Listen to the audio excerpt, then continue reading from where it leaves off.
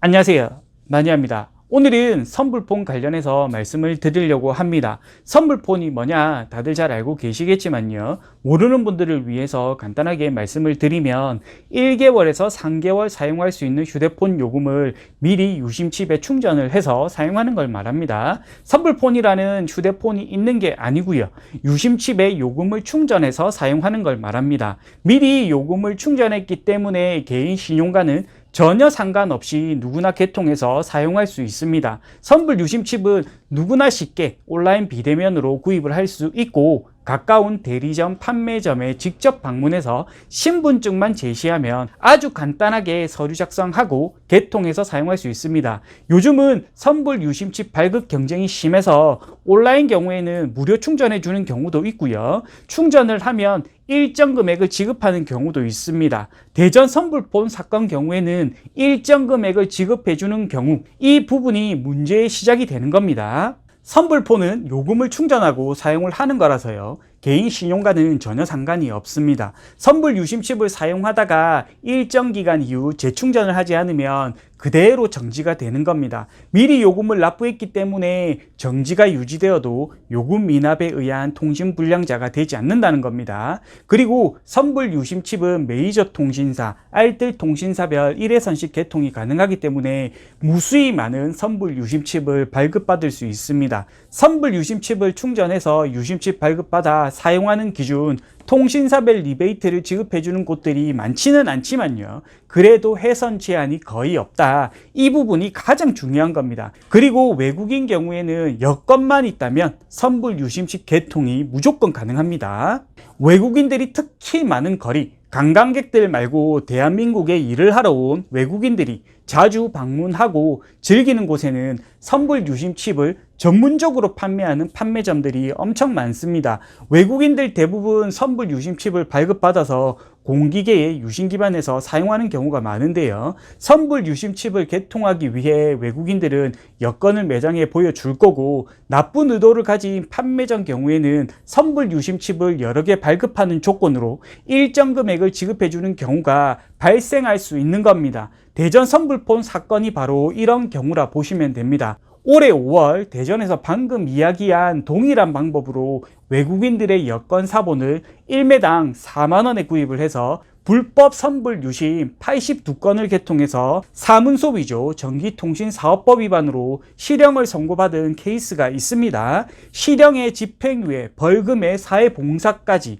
불법을 하게 되면 이런 최후를 맞이하는 겁니다. 어제 발생한 대전 선불폰 사건은 5월 사건과 일정 부분은 동일하지만요, 대한민국 국민이 선불폰 사건에 연루되었다, 이 부분이 충격입니다. 장애인, 본인의 판단으로 이 행동이 잘못된 행동인지 판단할 수 없는 분들, 노숙자, 당장 급전이 필요한 분들, 온라인으로 급전이 필요한 분들에게 신분증 사본을 받고 선불 유심칩을 개통하는 조건으로 일정 금액을 지불하고 선불 유심칩을 개통, 이 선불 유심칩을 이용해서 보이스피싱, 전화금융 사기 조직이나 인터넷 투자 홍보단체에 넘긴 조직원 7명이 사기 방조 혐의로 구속된 사건입니다. 명의를 돈 받고 빌려줘도 문제가 되는 거고요, 선불 유심칩을 다른 사용자에게 팔아 넘겨도 문제가 되는 겁니다. 이 부분을 정확하게 알고 계셔야 합니다. 나는 명의를 줬기 때문에 나에게는 문제가 없겠지, 그렇게 생각을 하시면 안 됩니다. 이번 경우에는 명의를 빌려준 61명이 불구속 입건이었지만요, 다음에 또 이런 일이 발생한다면 어떻게 변경될지 아무도 알 수 없습니다.